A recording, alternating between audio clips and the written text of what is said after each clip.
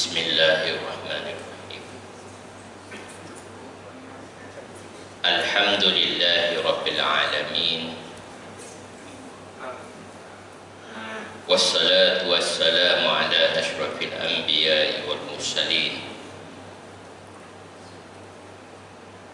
wa ala alihi wa sahbihi ajma'in. Assalamualaikum warahmatullahi wabarakatuh.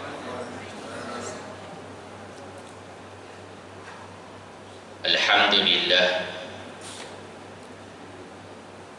kita bersyukur kehadirat Allah Subhanahu wa taala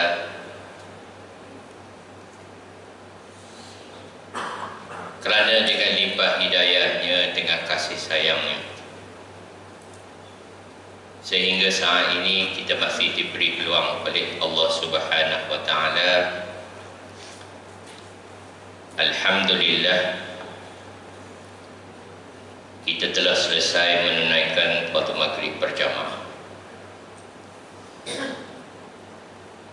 Yang saya hormati Tuan Pengerusi, Yang Mulia Tuan Imam Tuan Bilal,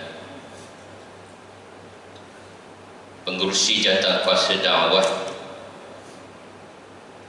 ahli-ahli Jawatan Kuasa Muslimin Muslimah yang dihormati.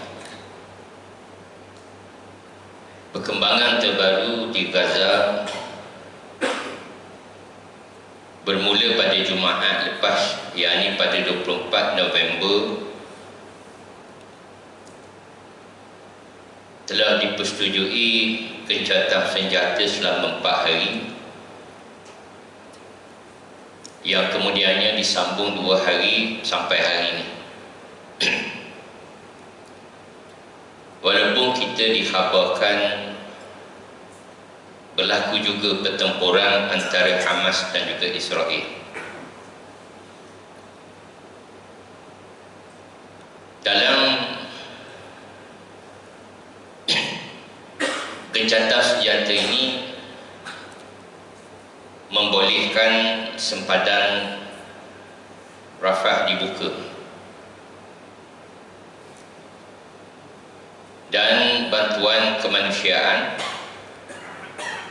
yang berupa ubat-ubatan, bahan bakar dan juga makanan dapat disalurkan ke wilayah Gaza. Melalui gencatan senjata ini juga, Israel dan juga Hamas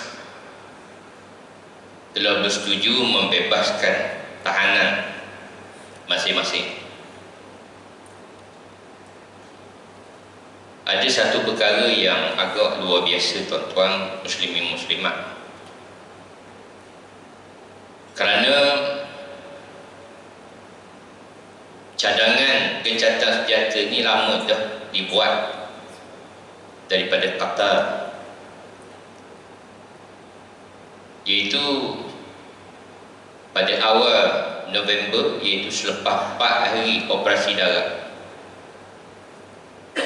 Operasi darat itu maksudnya dalam strategi, dalam konvensyen perang, satu kuasa itu dia tidak boleh dakwa ataupun dia tak boleh klaim dia telah menang walaupun wilayah itu sudah hancur dibom. Tetapi selagi tentera darat belum masuk ke wilayah tersebut dan menduduki wilayah itu, dia tidak dianggap menang.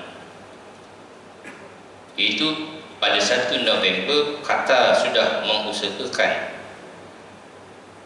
perdamaian ataupun gencatan senjata ini, tapi ditolak mentah-mentah oleh Benjamin Netanyahu, kerana tuan-tuan pada 27 Oktober, iaitu permulaan operasi darat yang Israel lancarkan, itu adalah serangan yang paling dahsyat dalam sejarah konflik, bukan lagi konflik, dalam sejarah perang di antara Arab dengan Israel. Tuan-tuan tahu banyak berlaku perang antara Arab Israel, antaranya tahun 1948, 1967, 1973. Dan ini adalah serangan yang paling dahsyat melalui kerahan ratusan ribu askar dan juga kira-kira 1,100 ketekbar. Kerahan yang dibuat oleh Israel pada 27 Oktober, iaitu pada permulaan operasi darat selepas pengeboman Gaza berminggu-minggu, bermula pada serangan pertama Hamas pada 7 Oktober itu, adalah kerahan tentera yang terbesar sejak serangan Israel ke atas Beirut pada tahun 1982. Ini yang paling besar. Dan Benjamin Netanyahu dengan angkuh menolak sebarang gencatan senjata dengan Hamas sejak awal November, awal bulan ni. Hari ini 29 hari November. Tetapi akhirnya pada 24, iaitu pada Jumaat lepas, Israel menyetujui gencatan senjata ini yang kita nampak syarat-syaratnya agak berat sebelum. Gencatan senjata ini banyak didominasi oleh Hamas, kerana yang dapat untung sebenarnya Hamas daripada gencatan senjata ini. Saya meneliti komen-komen oleh pengkritik Netanyahu di Israel sendiri. Banyak media dia, macam Middle East Monitor. Ada seorang jurnalis yang berpengaruh yang bernama Yoshi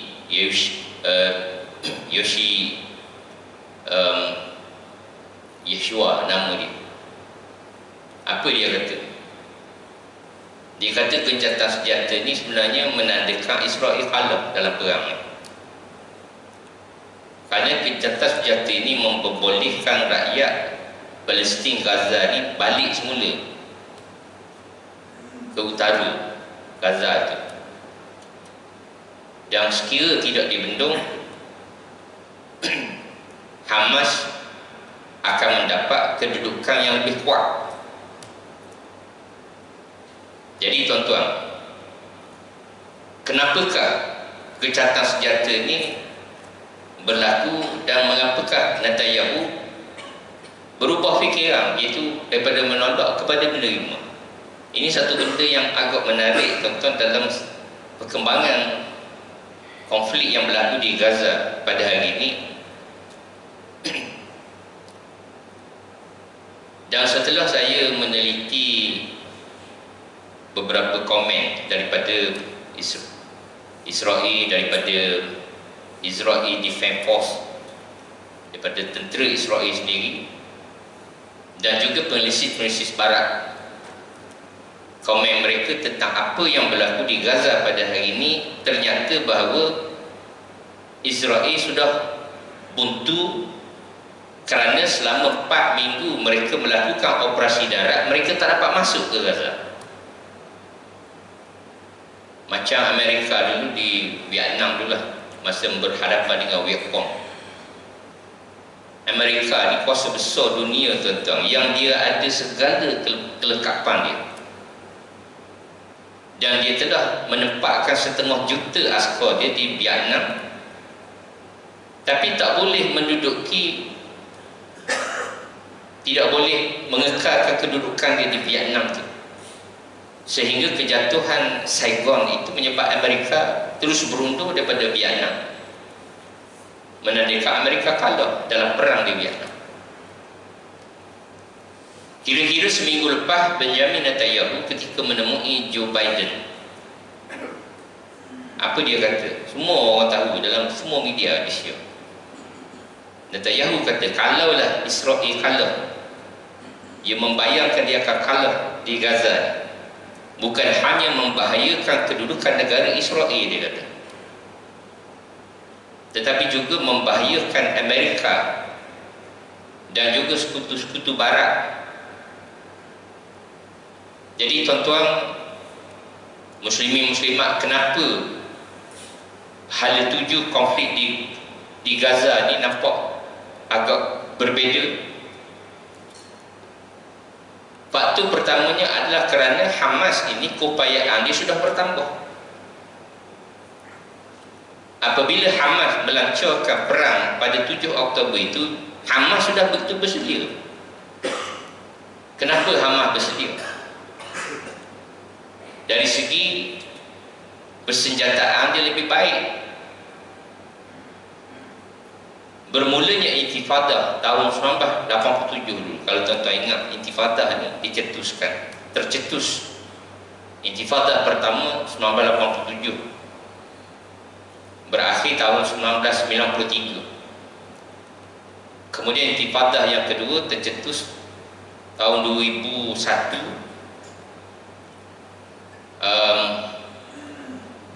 Intifadah ni lah yang melahirkan Hamas. Hamas ni lahir tahun 87. Jadi intifadah tu datangnya Hamas. Dan apa yang berlaku pada masa itu adalah Hamas ni daripada organisasi yang menentang Israel dengan batu. Masa intifadah pertama tu dengan batu je dia lawan Israel. Kemudian ke peringkat yang lain, dia telah menentang Israel ini secara bersenjata. Dan Israel pandang rendah kepada Hamas. Kerana pada intifadah yang kedua tuan-tuan, satu-satunya senjata Hamas yang ada pada masa itu yang dianggap berbahaya adalah roket Al-Qassam. Roket Al-Qassam ni Israel kata apa? Ia termecung je. Ini mecung je yang bimbang. Al-Qassam masa tu tuan-tuan, dia hanya boleh meluncur 3 km. Kalau tuan-tuan tembok daripada sini tak sampai ke Bandar Baru Bangi. Sebab 3 km Bandar Baru Bangi jauh lagi. Tapi kemudian ternyata Hamas berjaya membangunkan senjata ni. Hari ini roket Al-Qassam ni dia boleh cecah 17 km. Sebab tu Hamas boleh luncur roket ini daripada Gaza ke bandar-bandar terdekat. Bila dia sampai ke bandar tu yang menyebabkan Israel ini pening. 7 Oktober tu strategi Hamas dia tembok ribu-ribu. Bukan tembok 10, 20, ribu-ribu. Dan Hamas claim dia telah tembok 5,000 Hamas, 5,000 roket. Daripada mana datang roket yang begitu banyak ini menyebab Israel tak boleh nak kawal. Sudah pastilah Hamas ini didanai. Dan kita percaya ada negara yang mendanai Hamas. Antara yang kita yakin walaupun kuasa-kuasa ini menafikan, antaranya Qatar, Turki, dan juga sudah pastilah yang membantunya adalah Iran. Jadi tuan-tuan, selain daripada roket Al-Qassam ni, Hamas memiliki roket yang lebih maju. Nampaknya daripada tahun 2001 sehingga 2023 ni, Hamas sudah maju sebenarnya dalam teknologi perang dia. Dia memiliki satu roket yang namanya J80, J90 yang boleh meluncur sejauh 80 km. 80 km ni jauh tuan-tuan. Kalau tembok di sini 80, rasanya Jelebu sampai kok. Sampai Jelebu lah. Sampai Jelebu. Jauh lagi mungkin tau. Dan ada satu lagi tuan-tuan, roket ni. Yang roket ni kalau tuan-tuan tengok, saya sebenarnya bila saya buat analisis ni, saya cari 3 sumber. Saya kena tengok semua sumber, tak boleh tengok satu sumber. Pertama, sumber pertamanya sumber barat lah. berita-berita daripada barat lah, CNN, CNBC, BBC, semua tu kan. Dan kita tahu bahawa berita-berita ni tak telus, tapi kita boleh jadi dia tu sebagai satu, orang kata, base kepada apa yang kita nak lihat yang berlaku di Gaza hari ini. Jadi kalau tuan-tuan dapat berita daripada YouTube, dari apa media-media, platform media sosial, di WhatsApp ke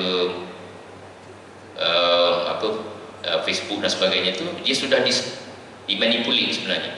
Banyak yang telah di-delete, yang tak memihak pada Israel di-delete. Tapi tuan-tuan boleh dapat sebenarnya daripada Telegram. Kerana Telegram ni dia bukan dia ni milik Rusia.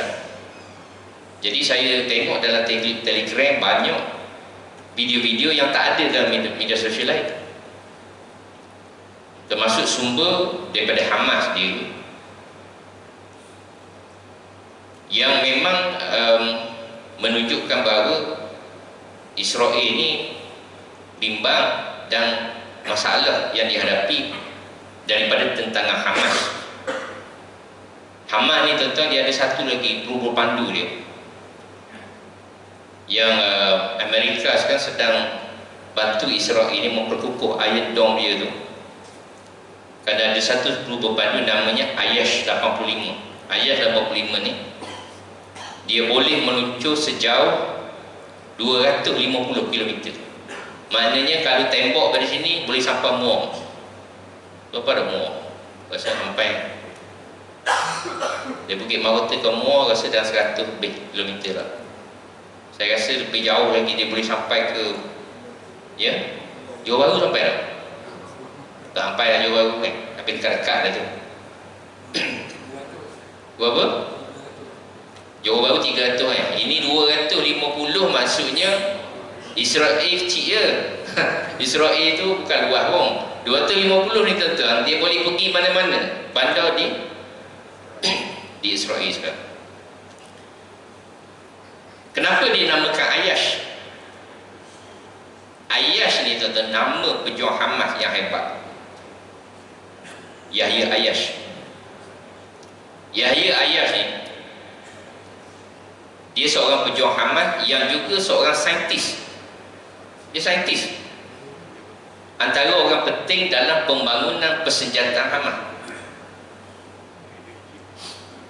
Dan hebatnya Yahya Ayash ni, dia boleh bina bom ni daripada benda paling simple. Dan Israel ni, Mossad dah kejar lama dah bayar ayah nak bunuh.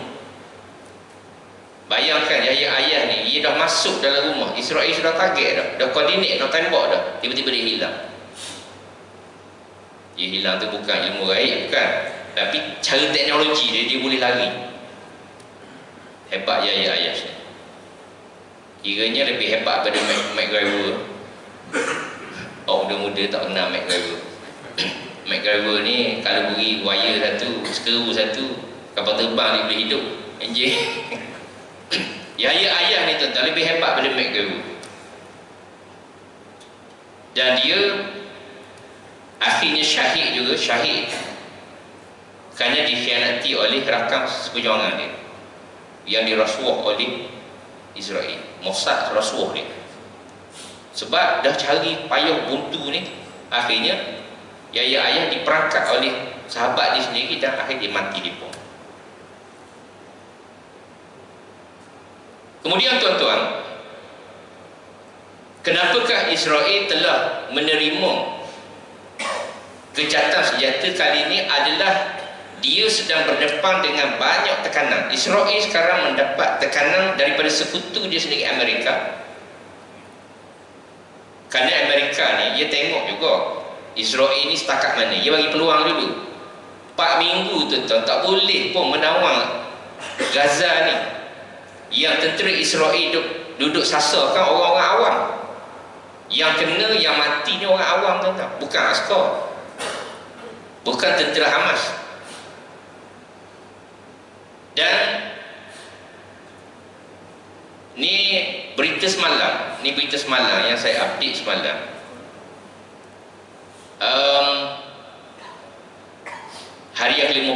semalam lah, iaitu 28 hari bulan kan. Israel Defense Force pada 28 bulan 11 dia rilis satu report, dia menyatakan bahawa lebih 1,000 askar dia cedera. 202 orang luka parah daripada 1,000 tu. Kemudian yang mati 500 orang, lebih kurang 500 sejak bermula konflik. Tapi tuan-tuan, ada pada 17 September seorang jurnalis Israel yang menulis, dia ni menentang kerajaan dia, bukan menentang, dia kritik kerajaan dia sebab kerajaan dia sekarang ni, Netanyahu menyembunyikan jumlah kematian askar dia dalam konflik ni.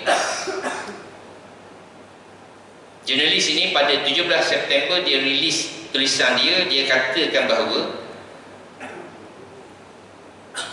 ni 17 September, yang semalam keluar 28 kata 500 orang. Pada 17 September itu jurnalis Israel ini dia kata kerajaan Israel bohong apabila menyembunyikan jumlah kematian tentera Israel iaitu 371. Menurut jurnalis ni, yang jurnalis tulis 17 bulan lama dah. Dia kata dia tak setuju dengan pengisytiharan kerajaan ni yang kata tentera yang mati 371.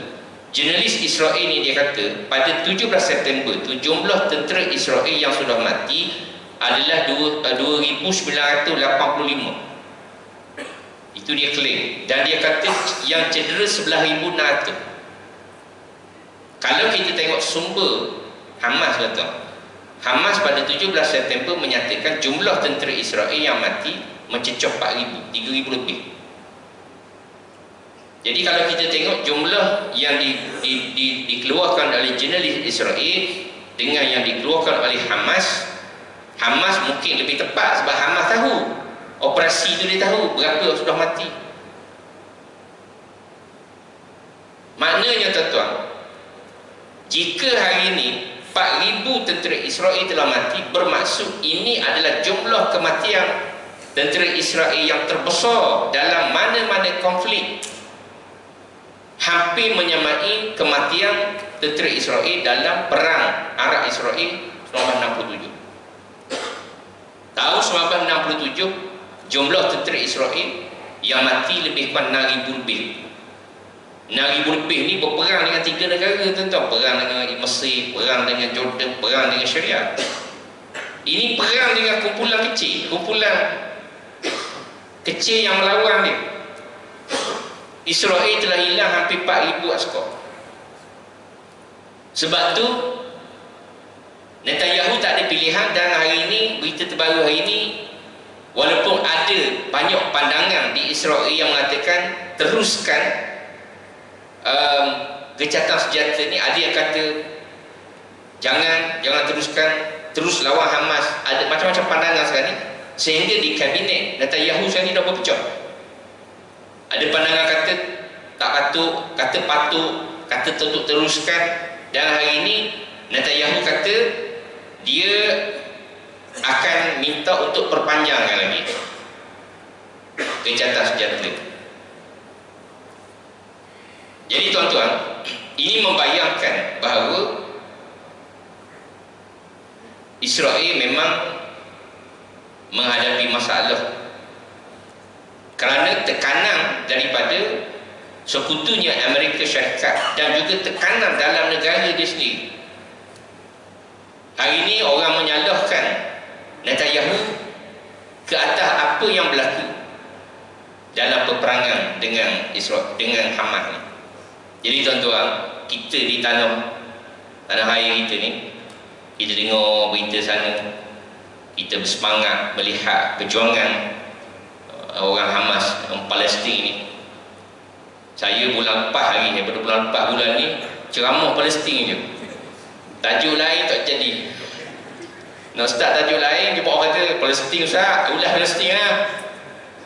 Baiklah, kata bolehlah ulah Palestin, tak pergi tajuk lain. Tapi dalam ramai-ramai tu tuan-tuan, saya pergi banyak masjid surau, saya mengajar dalam sebulan ni, dalam tempoh sebulan mengajar tu, rupanya Umat Islam di Malaysia ni pun berbolak-balik, macam-macam pandangan. Ada pandangan begini, ada pandangan begini.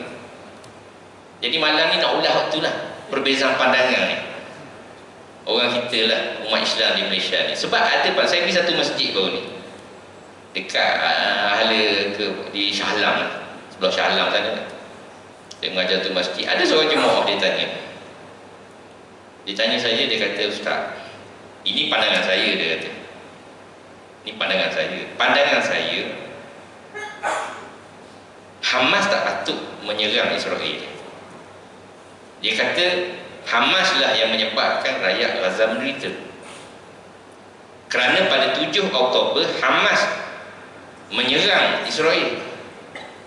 Jadi bila menyerang Israel ni satu kuasa besar, kuasa tentera besar di Timur Tengah ni, yang dia ada support dari Amerika ni, maka dia bertindak, yang menderitanya rakyat Palestin di Gaza tu. Jadi minta pandangan saya, minta saya ulas. Saya kata beginilah, pandangan Tuan Haji tu saya hormatilah, itu pandangan Tuan Haji, tapi saya ada pandangan saya sendiri, dan pandangan saya tak semestinya tuan-tuan setuju. Tuan-tuan tak mesti setuju hak saya kata ni, tuan-tuan jangan terima semua. Sebab saya pun membuat pandangan saya ni berdasar kepada analisis saya. Mungkin analisis saya salah, mungkin tuan-tuan ada pandangan lebih baik. Cuma saya kata kat dia, Tuan Haji, apabila kita melihat konflik di Gaza ni, kita tak boleh tengok apa yang berlaku pada masa tu. Kalau tuan-tuan tengok konflik di Gaza ni, tuan-tuan ambil kira pada 7 Oktober, memanglah nampak salah Hamas. Kalau orang tanya saya kata umat Islam kena sokong Hamas, kena menyokong perjuangan Hamas. Kenapa? Kerana pertamanya kita kena lihat sejarah dia. Konflik yang berlaku di Gaza ni lama dah, bukan 7 Oktober berlaku. Kita kena tengok sejarah 3000 tahun dulu. Kita kena pertimbangkan sejarah 1000 tahun dulu, sejarah 100 tahun dulu, mungkin 50 tahun dulu, sejarah yang berlaku 10 tahun dulu, atau mungkin 2 tahun yang lalu. Barulah kita membuat rumusan. Kenapa saya kata umat Islam kena menyokong Hamas? Kerana Hamas ni, tuan-tuan, adalah organisasi baru. Hamas bukan organisasi yang lama. Kerana sebelum wujudnya Hamas, sudah ada di Palestin organisasi yang sudah lama mewakili perjuangan rakyat Palestin, yang disebut Pertubuhan Pembebasan Palestin, PLO. Tentu tuan-tuan masih ingat perjuangan almarhum Yasir Arafat, seorang pemimpin Palestin yang begitu dominan pada masa itu, yang berjuang untuk membebaskan Palestin daripada penjajahan Zionis masa itu. Tapi kenapa Hamas muncul? Hamas ni baru lagi, tentang munculnya Hamas pada tahun 1987 serentak dengan meletusnya Intifadah yang pertama. Kenapa Hamas ditubuhkan oleh almarhum Syekh Ahmad Yassin masa itu? Kerana, tuan-tuan, Hamas ni mungkin dia ada objektif, dia satu gerakan Islam yang ada objektif dia. Tetapi kalau kita kaitkan perjuangan Hamas ini dengan sejarah, ternyata perjuangan Hamas itu betul. Sebab apa? Kerana orang Palestin sudah lama tidak berpuas hati dengan PLO. Sebab PLO ni, cara dia menangani isu Palestin ni tidak menguntungkan rakyat Palestin. Dan kenapa tertubuhnya Hamas? Kenapa meletusnya Intifadah? Sebab kegagalan PLO pada masa itu. Maka tahun 87 itulah tertubuhnya Hamas untuk membawa inspirasi majoriti rakyat Palestin yang tidak bersetuju dengan pendekatan PLO. Tuan-tuan ingat tak tahun 1993 apa berlaku? Tahun 1993, pada masa itu Yasir Arafat telah dilobi oleh Presiden Amerika William Jefferson Clinton masa itu dia telah melobi PLO untuk duduk bersama dengan Israel atas meja rundingan untuk menerima gagasan solution dua negara. Tahun 93 tu, Prof kat UTM dah ada, Prof. 93 tu, UTM dah. Saya mahasiswa tahun 1. Saya masih ingat tahun 93 tu, kami kat Dewan Kuliah berdebat masa tu. Buat forum, berdebat. Setuju atau tidak solusi dua negara masa tu. Ada yang setuju, ada yang tak setuju. Sebenarnya impian PLO ni, apabila menandatangani perjanjian Oslo 1 di Washington, dia sign dengan Shimon Peres daripada Israel, Perdana Menteri Israel masa itu. Berarti PLO mengiktiraf negara Israel yang dirampas secara kekerasan dan tipu hela apabila diisytiharkan negara Israel pada tahun 1948 masa itu. Walaupun Israel mengiktiraf PLO sebagai satu badan yang akan mereka runding dalam kerajaan pembentukan dua negara itu. Tapi tuan-tuan tahu tak sejarah dia? Rakyat Palestin tak setuju dengan perjanjian Oslo 1 ni. Tahun 95 ditandatangani satu lagi perjanjian Oslo 2. Kenapa rakyat Palestin tak setuju? Israel tidak berganjak daripada polisi dia menguasai Baitul Maqdis. Kerana kita tahu negara-negara Islam, OIC dan juga Liga Arab telah lama memberitahu kepada Israel sekiranya mahu ke meja rundingan, Israel mesti kembali kepada sempadan sebelum 1967. Tuan-tuan tahu apa berlaku pada tahun 1967? Perang antara Israel dengan negara Arab, masa itu Mesir, Jordan dan juga Syria. Tapi sebelum perang 1967 itu, kita kena kembali ke sejarah sebelum itu. Tahun 1948 apa berlaku?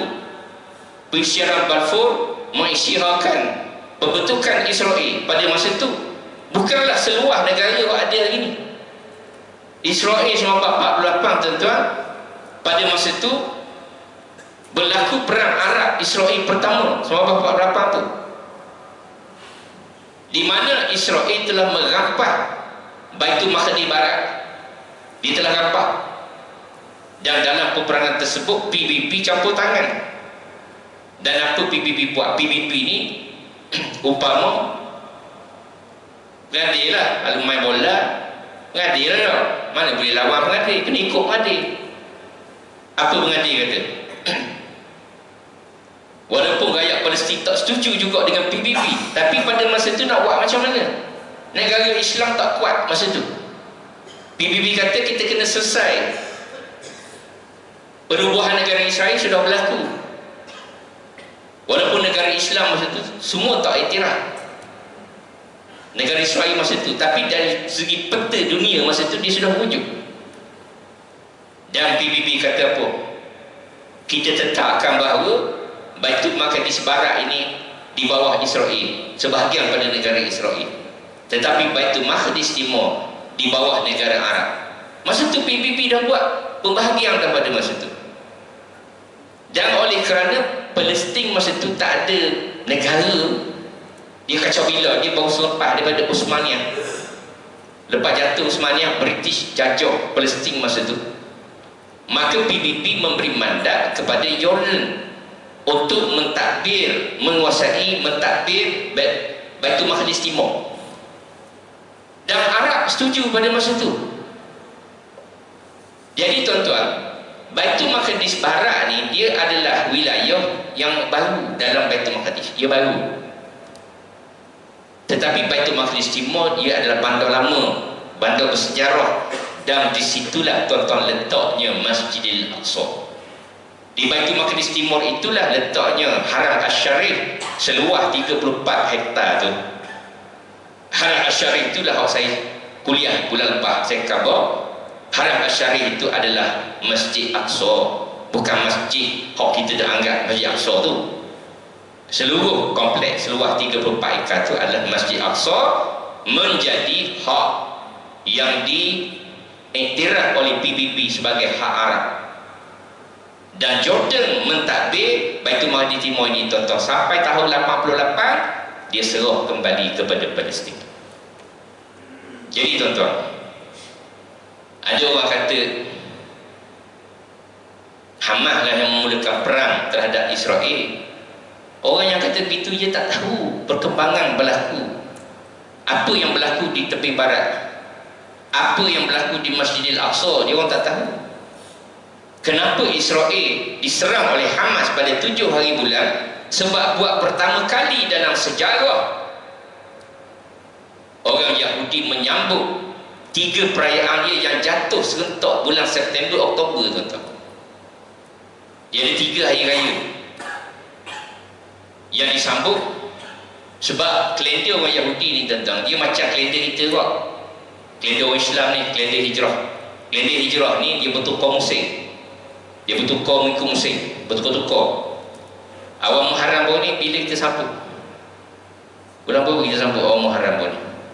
Tuan-tuan ingat tak? Awal Muharram baru ni, bulan 5 ni. Bulan 5, bulan 4, saya pun lupa. Dia awal Muharram dia maksudnya awal tahun dia lah. Macam kita awal Muharram kan, dipanggil Yom Terwah, yang ni Yom Kippur. Yom Kippur. Tapi sebelum Yom Kippur itu dia sambut satu perayaan dipanggil Yom Terwah. Yom Terwah ni hari ni orang Yahudi panggil Rosh Hashanah. Rosh Hashanah ni tuan-tuan, dia satu ritual orang Yahudi zaman Raja Toluk tu. Zaman Raja Toluk, zaman Nabi Daud, zaman Nabi Sulaiman, ni era zaman tu lah. Sebab Raja Toluk ni lah, zaman tu Raja Toluk menang perang dengan orang perang dengan Jaluk tu. Jaluk tu siapa? Orang Arab Palestin lah, Jaluk tu. Yang Toluk mengalahkan Jaluk tu, dan langsung Toluk menjadi raja di bumi Palestin. Allah beri kepada Bani Israel kerajaan yang sebenar-benar kerajaan masa tu. Jadi orang Yahudi ni akan meniup, dibuat satu ritual. Meniup itu menandakan bahawa mereka menguasai wilayah tersebut. Apa tujuan mereka menyambut Yom Terwah di Masjidil Aqsa? Dan dia masuk dalam masjid. Tuan Haji tu kata bukan dalam masjid Ustaz, dia kata di luar masjid, di pekarangan, dia kata di pekarangan Kubah Syakrah, dia kata. Tuan Haji jangan salah faham, Masjid Aqsa bukan yang tu. Kalau tuan-tuan tengok, katakanlah Haram Asy'ari ni seluas surah kita ni. Saya menghadap tuan-tuan, sebelah kanan saya menjadi sebelah kiri tuan-tuan, betul kan? Jadi ni Masjid Aqsa, saya duduk sini, tuan-tuan pandang ke sini, tuan-tuan tengok sebelah kanan, sebelah kiri saya ni Masjid Aqsa ni maksudnya utara. Tuan-tuan tengok daripada Google Map atas tu, dia ada tembok seluas 34 ekar tu, itulah Masjid Aqsa. Di sebelah, di tengah-tengah tu, dia ada Kubah Syakrah ataupun the Dome of the Rock. Di antara the Dome of the Rock itu adalah Masjid Aqsa, yang kita sebut Masjid Aqsa tu sebenarnya namanya Masjid Qibli. Antara Kubah Syakrah dengan Masjid Qibli, di tengah-tengah itu ada satu kubah yang dinamakan the Dome of the Chain. The Dome of the Chain itu adalah tengah-tengah Masjid Aqsa. Tuan-tuan tengok daripada langit, betul-betul tengok Masjid Aqsa tu. Dan di sebelah kiri saya, ujung balik sini tuan-tuan, ujung balik sini, dia ada satu pintu namanya Babul Maghribi. Babul Maghribi ni, di situ ada satu tembok yang tinggi. Tembok ini namanya Borak Wall. Sebab dulu Nabi SAW sewaktu melakukan Isra daripada Mekah ke Baitul Maqdis, Nabi masuk ke pintu tu, Morokong Gate tu. Jadi Nabi dulu tuan-tuan, Nabi bukan masuk dengan borok. Nabi tambah borok tu kat morokong kek tu. Jadi baru Nabi melangkah masuk masjid lah tu. Tempat tu lah orang Yahudi menyambut Yom Teruah tu, bukan dekat Masjid Qibli tu, dalam masjid. Tuan Haji ni dia faham dalam masjid. Dia kata Yahudi tak masuk dalam masjid. Dia melangkah tu, itu Masjid Aqsa dah. Jadi tuan-tuan, cerita dia tahun 1967 berlaku peperangan Arab dengan Israel sekali lagi. 6 hari je Israel menang. Bila Israel menang, apa yang berlaku? Dia rampas sebahagian tanah Lebanon, bukit tanah tinggi Golan di Syria, di Sinai Mesir dia rampas juga, dan dia menduduki tebing barat dan juga Gaza, serta dia telah menjajah Baitul Maqdis Timur. Baitul Maqdis Timur ni 67 dia jajah tuan-tuan. Israel jajah ni maksudnya dia kontrol Baitul Maqdis Timur tu. Jajah ni macam kita nak jajah lah dulu. Kita dia tak hambat ada pergi kat sini, tapi dia kawal semua, pintu-pintu dia jaga semua. Jadi Baitul Maqdis Timur tu dikuasai, dijajah oleh orang-orang Yahudi sampai sekarang. Dia tak nak lepas. Walaupun dah buat perjanjian dengan PLO 93, 95, tapi kenapa Israel tak lepaskan Baitul Maqdis Timur? Dia masih jajah. Dan sepanjang dia menyambut 3 perayaan ni, Yom Teruah, kemudian dia sambut pula Yom Kippur. Lepas Yom Kippur dia sambut satu lagi perayaan yang dipanggil Samcat Torah. Samcat Torah ni tuan-tuan disambut 6, 7, 8 Oktober 6, 7, 8. Pada 8 hari bulan tu sepatutnya Samcat Torah ni mereka akan mengorbankan seekor lembu warna merah. Lembu ni dalam rancangan orang Yahudi ni dia akan korbankan di Masjid Aqsa. 7 hari bulan Hamas serang bertalu-talu Israel dengan 5,000 roket. Jadi Hamas serang tu bukan sengaja-sengaja serang, ada sebab. Kenapa Hamas memilih 7 Oktober? Jadi tuan-tuan, hari ini Borak War tu tempat Yahudi duk beribadah tu lah. Yang beribadah tu kan tembok ratapan tu, di situlah tempat Nabi masuk dulu. Hari ni Yahudi sekat tak boleh orang Islam guna, sedangkan orang Islam nak guna, nak ambil berkat sebab Nabi masuk tu. Nabi SAW, kenapa dia tidak kawal pintu sebelah sana? Pintu sebelah sana ada mimbar Nabi Sulaiman. Nabi Sulaiman masa merintah dulu, selalunya kalau binatang-binatang dipanggil kat situ, tempat meeting. Datang dia kisah kan, burung bubuk datang lambat tu kan, dekat dia masih ada lagi. Tapi Israel tak jaga kat situ. Kenapa dia kawal kat situ? Sebab dia penjajah, dia boleh buat apa saja. Inilah yang melukakan hati orang Islam. Maksudnya Israel ni tuan-tuan, dia tetap dia nak Baitul Maqdis, Al-Quds tu dia nak. Adakah kita orang Islam nak lepaskan Al-Quds pada mereka? Kalau lepaskan dia, terimalah perjanjian Oslo 1 dan 2 oleh PLO. Sebab itu Hamas mendapat sokongan rakyat Palestin. Tahun 2007 Hamas menang besar di Gaza, dan Hamas menang majoriti kursi di perwakilan di tepi barat. Sebab tu Ismail Haniyeh menjadi Perdana Menteri. Siapa pemegang kuasa eksekutif? Perdana Menteri kan, bukan Presiden Mahmud Abbas. Tapi apa yang Mahmud Abbas buat? Dipecatnya Ismail Haniyeh. Dan sampai hari ini Mahmud Abbas tak berani buat pilihan raya di Palestin. Berapa kali, berpuluh tahun dah ditangguh perjanjian tu. Jadi tuan-tuan, muslimin muslimat, sebenarnya kenapakah saya kata kita kena sokong Hamas? Masuk Isyak, kita bagi lalu azan, saya sambung sikit. Ya? Terus aja. Marah Tok Bilal. Tok Bilal nak azan. Oh, terus kan? Okay. Jadi tuan-tuan, sebenarnya nak beritahu, soal Hamas bersaing dengan Fatah itu masalah dalaman dia, kita tak campur. Tapi saya kata ni, kita ni sebenarnya kita umat Islam ni, kita nak selamatkan Baitul Maqdis daripada Israel ni, Zionis ni yang cuba rampas tu. Jadi tuan-tuan, sebenar-benarnya tindakan Hamas tu adalah selaras dengan ayat Al-Quran dan juga hadis-hadis sahih yang ada. Maknanya tindakan Hamas itu sejajar dengan Al-Quran dan hadis, di mana di dalam surah Al-Baqarah ayat yang ke-124, wa izibtala Ibrahim rabbuhu bikalimatin fa'atammahunna qala inni ja'iluka lin-nasi imama qala wa min zurriyyati qala la yanalu 'ahdiz zalimin.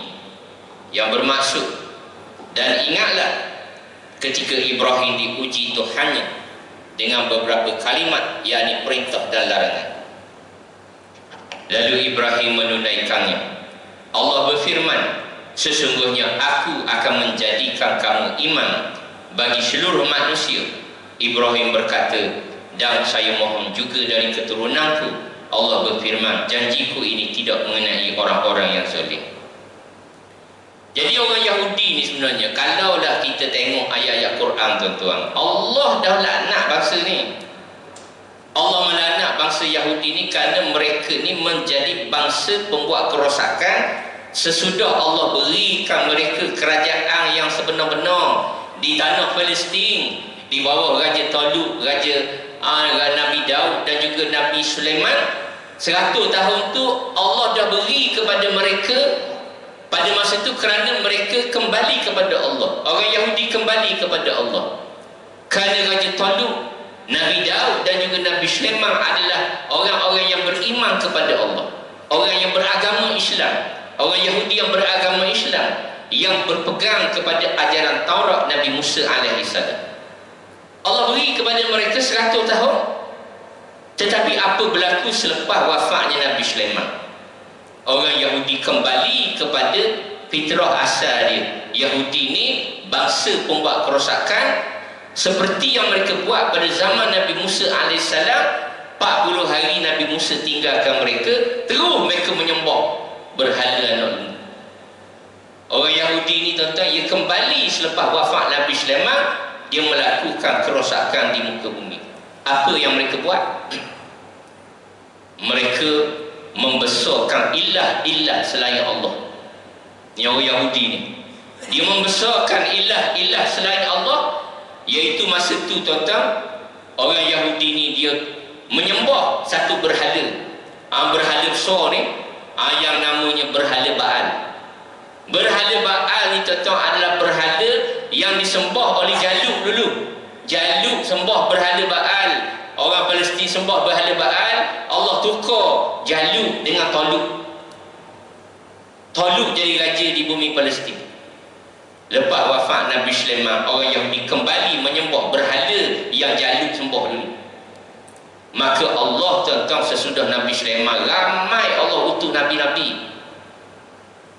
Nabi-nabi banyak, Nabi Isaiah, Nabi Jeremiah, banyaknya nabi-nabi ni. Tuan-tuan jangan tengok, sebab nabi-nabi ni tergolong kategori yang tidak wajib kita ketahui. Salah seorang nabi yang Allah utuskan, nabi ni tuan-tuan cekal sungguh, namanya Nabi Jeremiah. Nabi Jeremiah adalah nabi yang istiqamah, yang mengajak Bani Israel kembali kepada Allah, meninggalkan Taurat ni. Tapi orang Yahudi ni, bila Allah mendatangkan nabi-nabi kepada mereka, mereka bunuh nabi-nabi ni pula. Banyak mereka bunuh. Antara nabi yang wajib kita ketahui, antara yang bunuh Nabi Zakaria. Nabi yang bunuh, Yahudi bunuh. Allah berfirman, innal ladzina ya'muruna bi ayatillah wa yaqtuluna an-nabiyyina bighairi haqq wa yaqtuluna alladzina ya'muruna bil qisti minan nas fabashshirhum bi'adzabin alim.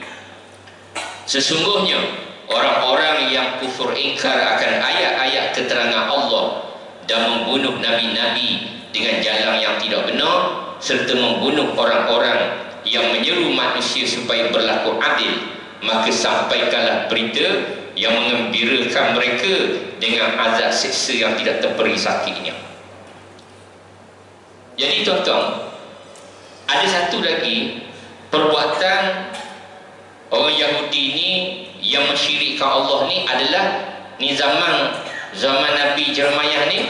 Pertama, disembah dewa Baal. Yang kedua, dia membesarkan satu pohon.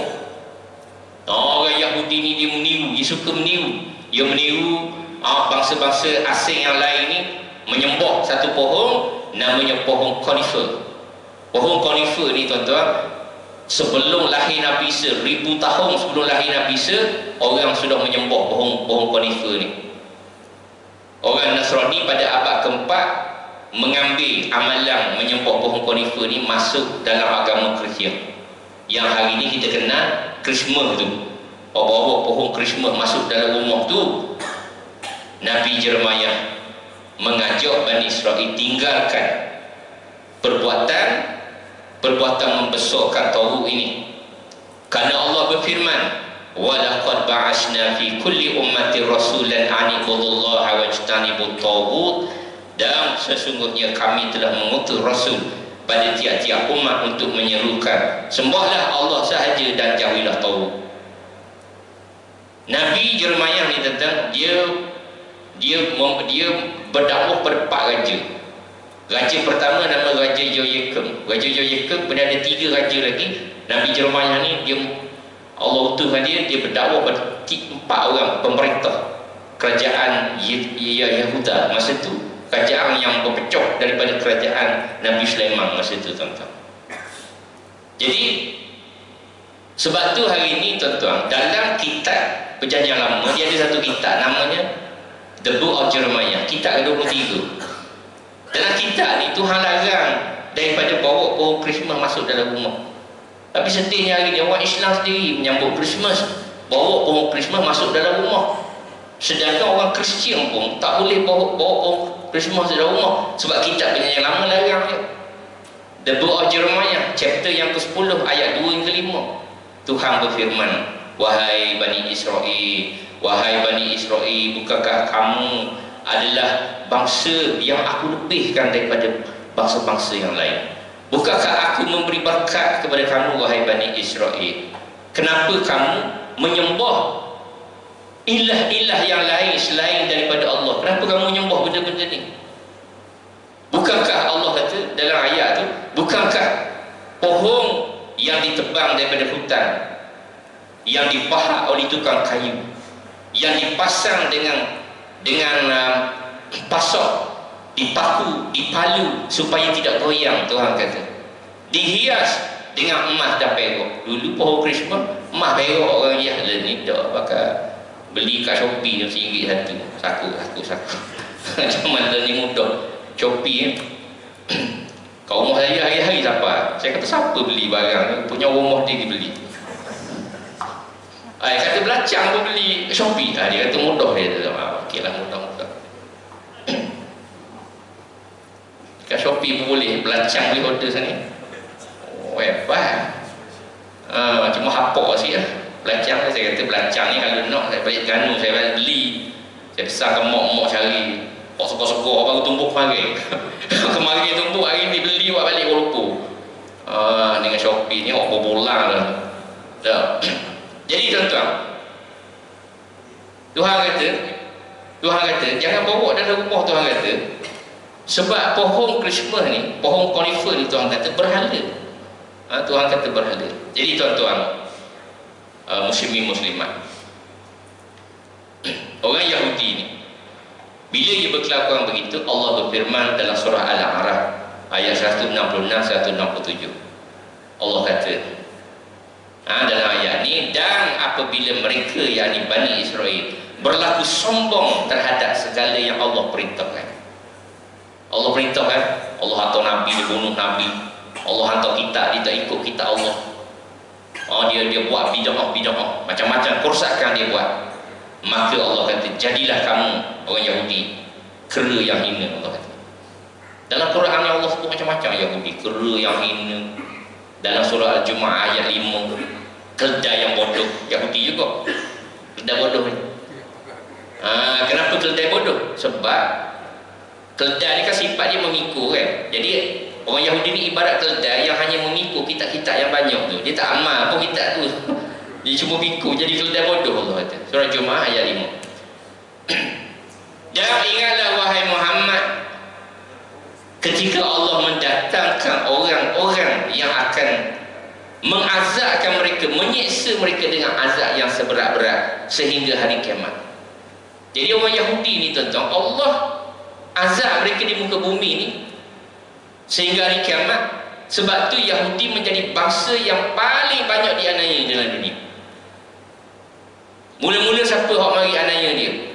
Nebuchadnezzar, raja Babylon. Hak ni paling dahsyat. Dia mari ke Palestin, dia musnahkan Palestin, dia musnahkan dia musnahkan Masjid Al-Aqsa. Dan orang Yahudi 70,000 ditawang bawa ke Babylon. Dan period ini selama orang Yahudi menjadi hamba dalam kerajaan Babylon, tuan-tuan, orang Yahudi sentiasa meniti air mata setiap hari. Dia menulis di dalam kitab-kitab dia, Masoretic text Israelia, cerita-cerita Bani Israel. Dia cerita ni tentang betapa mereka menderita kita berada di Babylon tu. Yang bulan lepas saya sebut apa? Dagu apa tu? The River of Babylon. The River of Babylon tu cerita orang Yahudi ketika di Babylon dia menjadi hamba itu. By the rivers of Babylon, tu lagu tu. Where we sat down, yeah we waves, where remember Zion. Zion tu tuan-tuan, Masjid Aqsa. Zion tu Masjid Aqsa. Waktu lah mereka duk rindu Masjid Aqsa. Orang Yahudi nak lepaskan Masjid Aqsa. Dia sudah sambut 3 perayaan: Yom Teruah, Yom Kippur, Samcat Torah, dan nak korbankan lembu warna merah di atas Masjid Aqsa. Adakah orang Islam boleh berdiam diri? Hari ini kuasa mana yang menentang Israel? Hamas. Sebab tu kita kena menyokong Hamas. Bukan atas faktor apa? Bukan faktor politik orang Palestin, bukan. Kerana Hamas lah satu-satunya kuasa yang menentang pendudukan Israel yang Allah telah tamatkan hak mereka ke atas bumi Palestin. Sebab tu kita tengok ayat-ayat Quran dan juga hadis-hadis Nabi. Kesimpulan yang kita boleh buat, di hujungnya nanti orang Yahudi akan dikalahkan oleh orang Islam. Siapa yang akan kalahkan? Adakah Hamas sekarang yang mengalahkan mereka? Kita tengok macam dah ada tanda-tanda bahawa Hamas akan mencapai kemenangan. Marilah tuan-tuan kita berdoa semoga Allah memberi kemenangan kepada umat Islam Palestin. Bismillahirrahmanirrahim. Alhamdulillahi rabbil alamin. Wassalatu wassalamu ala asyrafil anbiya wal mursalin wa ala alihi wa sahbihi ajma'in. Allahumma inna nas'aluka al-huda wa tuqa wal 'afafa wal ghina. Rabbana la tuzigh qulubana ba'da idh hadaytana wa hab lana min ladunka rahmah innaka antal wahhab. Ya Allah, berikanlah kemenangan kepada umat Islam Palestin. Berikanlah kemenangan kepada umat Islam Palestin di Gaza. Ya Allah, bebaskanlah Masjidil Aqsa daripada cengkaman penjajah Zionis yang akan berusaha untuk menghancurkan dan juga mencemarkan rumahmu, ya Allah. Ya Allah, berilah kekuatan kepada pejuang-pejuang Islam, mujahidin di Palestin, di Gaza. Berilah kekuatan kepada mereka, istiqamahkanlah mereka, tingkatkanlah kekuatan mereka, tingkatkanlah kesabaran mereka, berikanlah kejayaan kepada perjuangan mereka. Rabbana atina fid dunya hasanah wa fil akhirati hasanah wa qina azabannar. Wa sallallahu ala sayyidina Muhammadin wa ala alihi wa sahbihi ajma'in. Subhana rabbika rabbil izzati amma yasifun wa salamun ala mursalin walhamdulillahi rabbil alamin.